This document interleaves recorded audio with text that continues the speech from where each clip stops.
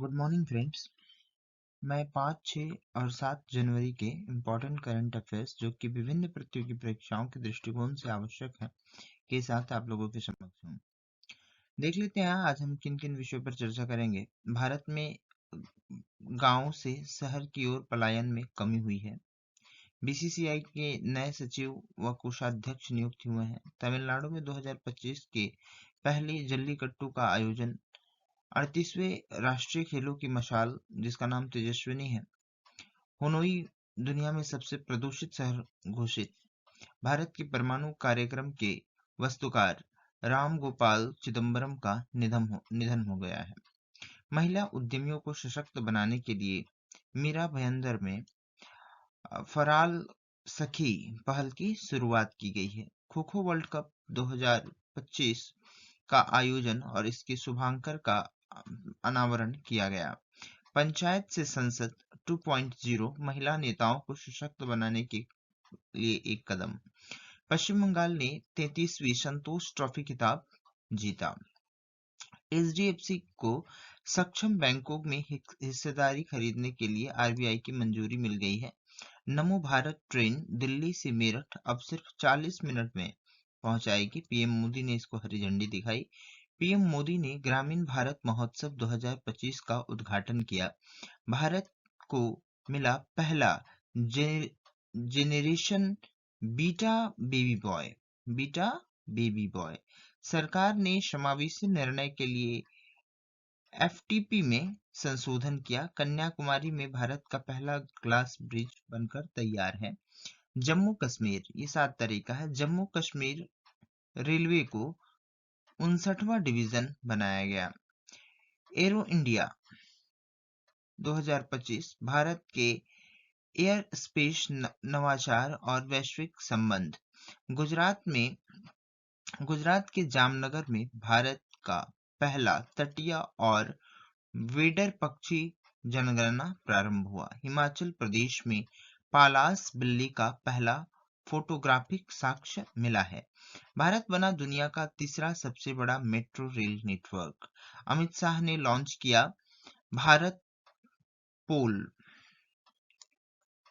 Bharat cyber हमले के मामले में दूसरे नंबर पर है। केंद्र सरकार ने भारत का पहला जैविक मत्स्य पालन क्लस्टर का शुरुआत किया सिक्किम से।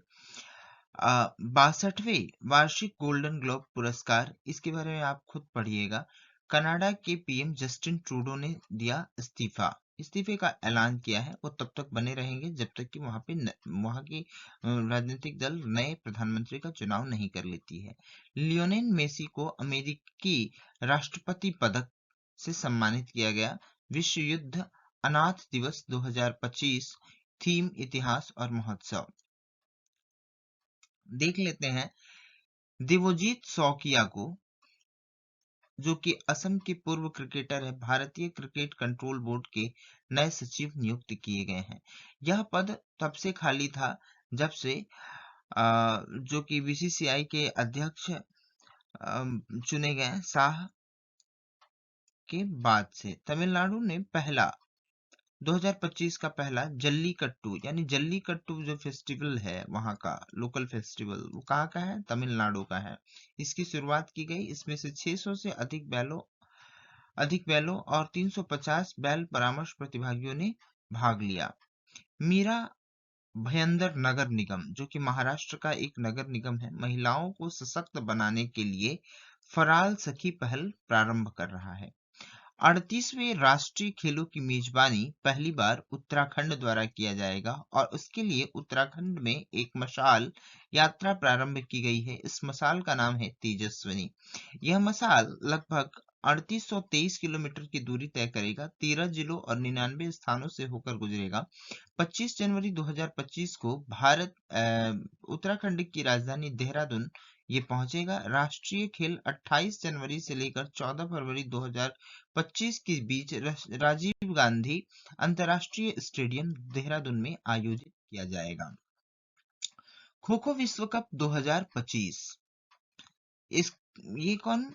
Kho kho federation of India ने हाल ही में ट्रॉफियों और शुभांकन का अनावरण किया। यह ऐतिहासिक टूर्नामेंट 13 से 19 जनवरी के बीच नई दिल्ली इंदिरा गांधी इंडोर स्टेडियम में आयोजित किया जाएगा। इस वैश्विक आयोजन में 24 देशों के पुरुष और महिला टीमें भाग लेंगी, जिससे इस भारतीय पैरा ओलंपिक खेल को अंतर्राष्ट्रीय स्तर पर प्रदर्शित किया जाएगा। आयोजन के मुख्य बिंदु क्या है? यह 13 से 19 जनवरी के बीच Indira Gandhi indoor stadium new Delhi में खेला जाएगा और इस टूर्नामेंट का प्रबंधन जो कर रहा है वो साई यानी कि स्पोर्ट्स अथॉरिटी ऑफ इंडिया के तत्वाधान में किया जा रहा है। हनोई, जो कि वियतनाम की राजधानी है, यह दुनिया के सबसे प्रदूषित शहरों की सूची में पहुंच गई है, जहां PM 2.5 का स्तर 266 माइक्रोग्राम प्रति घन मीटर पाया गया है। यानी दुनिया की सबसे प्रदूषित शहर कौन सी हो गई है? हनोई, और हनोई वियतनाम की राजधानी है। अब खो खो इंडिया जो गेम है, इसके शुभांकर तेजस और तारा है। गति के प्रदर्शक शुभांकर तेजस और तारा मार्गदर्शन और आकांक्षा का प्रतीक है। इसका प्रसारण स्ट्रीमिंग डिज्नी प्लस हॉटस्टार पर मुफ्त स्ट्रीमिंग और DD स्पोर्ट्स पर मुफ्त प्रसारण किया जा सकेगा। 2025 के 6 जनवरी को अंतर्राष्ट्रीय महिला आयोग नेशनल वुमेन काउंसिल ने लोकसभा सचिवालय और आदिवासी मंत्रालयों के मामलों के मंत्रालय ने संविधान सदन के केंद्रीय हॉल में पंचायत से संसद तक 2.0 का उद्घाटन किया। राष्ट्रीय महिला आयोग ने पंचायत से संसद तक 2.0 का उद्घाटन किया। यह पहल भगवान बिरसा मुंडा की 150वीं जयंती के अवसर पर आयोजित की गई, जो एक सम्मानित आदिवासी नेता और स्वतंत्रता सेनानी थे। अब पूछ सकता है एग्जाम में कि वीर बिरसा मुंडा की कौन सी जयंती मनाई गई थी? 150वीं जयंती मनाई गई। डॉक्टर राम गोपाल चिदम्बरम, जो कि भारत के परमाणु क्षेत्र की एक प्रमुख हस्तियों में से एक हैं, जिनका निधन 4 जनवरी 2025 को मुंबई के जसलोक अस्पताल में 88 ईयर्स की उम्र में हो गया था। चिदम्बरम जी भारत के परमाणु कार्यक्रम में अहम भूमिका निभाने वाले व्यक्तियों में से एक हैं। 1974 में पहले शांतिपूर्ण परमाणु परीक्षण से लेकर 1998 के ऑपरेशन शक्ति का नेतृत्व, यानी 1998 में जो परमाणु परीक्षण किया गया था उसका नाम रखा गया था ऑपरेशन शांति, और इसका नेतृत्व भी इन्होंने किया था। संतोष ट्रॉफी भारत की प्रमुख फुटबॉल प्रतियोगियों में से, जो कि राज्य टीमों के बीच खेली जाती है। यह खेल देश के फुटबॉल टैलेंट और ऐतिहासिक प्रतिद्वंदिता को प्रदर्शित करने के लिए एक महत्वपूर्ण मंच है। 2024 के संस्करण में पश्चिम बंगाल ने केरल को 1-0 से हराया। अपने रिकॉर्ड निर्माण में 33वां खिताब पर इसने कब्जा किया। यह मैच गाची बोली स्टेडियम में खेला गया, जहां रॉबी हसा ने अतिरिक्त समय में विजय गोल को शूट किया। 2025 के आगमन के साथ दुनिया ने जेनरेशन बीटा का स्वागत किया और भारत को इस पीढ़ी का पहला बच्चा नए साल के दिन 1 जनवरी 2025 को मिजोरम के आइजोल में मिला। इस बच्चे के नाम फ्रैंकी रेम्ब्रुआइटिका जानदेंग है, जिसे भारत के पहले जेनरेशन बीटा बच्चे के रूप में मान्यता प्रदान की गई है। फ्रैंकी का जन्म 1 जनवरी 2025 को रात 12 बजे सिनोड अस्पताल डर्टलाग आइजोल में हुआ। स्वस्थ नवजात शिशु का वजन जो है वो 3.12 किलोग्राम है। यह आर्टिफिशियल इंटेलिजेंस और कृत्रिमता का एक प्रमुख उदाहरण है, जिससे कि ये भविष्य में अधिक सक्षम हो सकेगा। तो जेनरेशन बीटा का स्वागत किया गया। इसका नाम क्या है? फ्रैंकी। त्योहार, अलग अलग त्योहारों के लिस्ट दिए गए हैं। परीक्षा के दृष्टिकोण से देखें, जैसे कि मेंढरा नृत्य महोत्सव, सप्ताक संगीत महोत्सव, पतंग महोत्सव, होली, नवरात्रि ये गुजरात के महत्वपूर्ण उत्सव है। हरियाणा के बैसाखी उत्सव, सूरजकुंड शिल्प मेला, असम का माजुली उत्सव, देहिंग पटकाई उत्सव, अंबुगाची उत्सव, बोहाग, बिहू, वैशागु ये असम के महत्वपूर्ण है। झारखंड सरुल, दंसी, कर्मा, हल, पुनिया, रोहिन, बंदना। गुजरात उसी तरह से बिहार में छठ, बिहला, राजगीर नृत्य महोत्सव, मधुश्रावणी, समा चकेवा और जीवित पुत्रिका। मध्य प्रदेश के तेजाजी मेला, खजुराहो उत्सव। जम्मू कश्मीर के महत्वपूर्ण उत्सव कौन कौन से? दोसमुची उत्सव, माथो नारंग, जेमिस उत्सव, गाल्डन नामचूट। उड़ीसा कोणार्क महोत्सव, अंतर्राष्ट्रीय रेत कला महोत्सव। कर्नाटक पत्तदकल नृत्य उत्सव, गुड़ी पाड़वा। केरल के ओणम, निशागंधी, वैकुंठ अष्टमी। राजस्थान बूंदी उत्सव, गणगौर उत्सव, मत्स्य उत्सव, ब्रज उत्सव और शिखरावटी। महाराष्ट्र के उत्सव, कालिदास उत्सव, चीकू उत्सव, दीपावली। तमिलनाडु पोंगल, थाईपुसम, जल्लीकट्टू, नाट्याजली। तेलंगाना का उत्सव, बोनालू, उगादी, बथुकम्मा और थोथाकुडा। मिजोरम चपचारकुल उत्सव। नागालैंड में हॉर्नबिल महोत्सव, मोत्सू। उत्तर प्रदेश कुंभ, रामलीला। पंजाब लोहड़ी। मणिपुर याओशांग, चवांग, कुट, बिहू, पुराग। सिक्किम सागा दावा। पश्चिम बंगाल दुर्गा पूजा, नंदीकर, राष्ट्रीय मंच उत्सव और बंगाली का नववर्ष। दिल्ली कुतुब महोत्सव, भारत रंग महोत्सव, सबरंग, सिप्सी। अरुणाचल प्रदेश शोंगुल, लोसर, मुरुंग, रेह, मोपीन, बूरीबटू, मोनपा महोत्सव। मेघालय बंगला महोत्सव, अहिया महोत्सव, नोंगक्रेंक महोत्सव, बॉब डायलॉन। आंध्र प्रदेश ब्रह्मोत्सव, श्री रामनवमी, दक्कन उत्सव, उगदी या तेलुगु नववर्ष, दशहरा और दुर्गा उत्सव।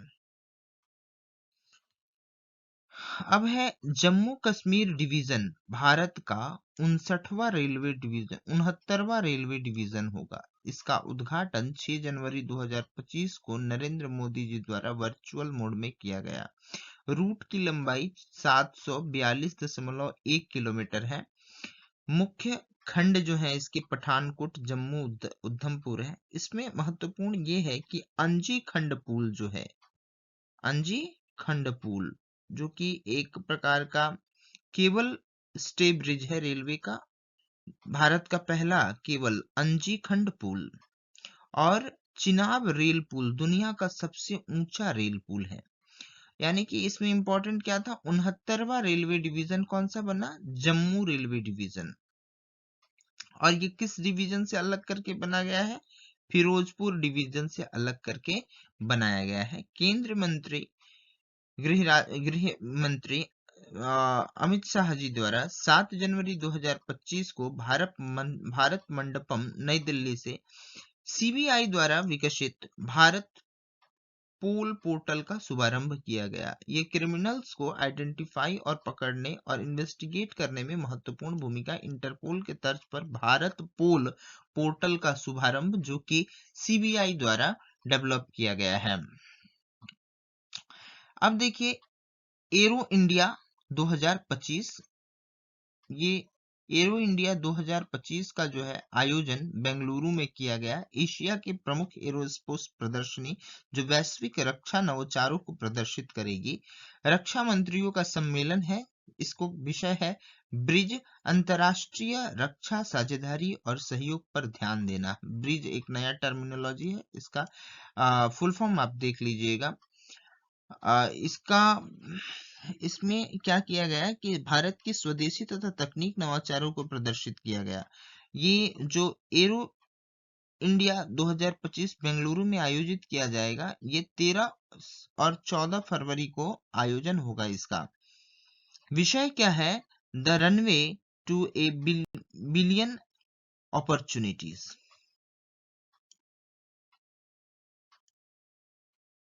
केंद्रीय पशुपालन और मत्स्य मंत्री राजीव रंजन सिंह ने सिक्किम में कहां पे?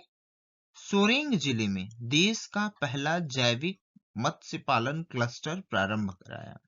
5 जनवरी 2025 को कैलिफोर्निया के बेवर्ली